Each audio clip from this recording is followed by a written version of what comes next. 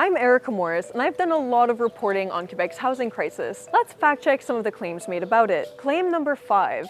Short-term rentals are eating up the housing supply. If you've been following the housing crisis, you'll remember the outrage caused by short-term rental platforms like Airbnb. While some owners use the platform to rent out their own place for short-term stays, landlords also saw the opportunity to make big profit. We've covered many stories of tenants who are rent-evicted or pushed out by owners who effectively turn the building into hotels. After all, if you can choose between renting to a tenant for $1,200 a month or making $4,000 a month off short-term rentals, sounds tempting. That was a big problem pre-pandemic. That's when housing experts say they saw a surge in evictions from properties that ended up as short-term rentals. When tourism halted during lockdowns, a lot of those units were actually put back on the rental market. Now tourism has rebounded and the trend is reversing again. But this time, Quebec has way more restrictions in place. In most of Montreal's boroughs, you can only put your primary residence on platforms like Airbnb, with very few exceptions.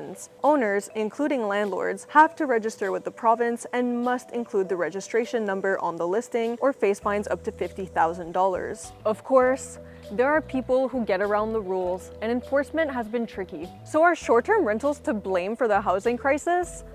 Well, they don't help.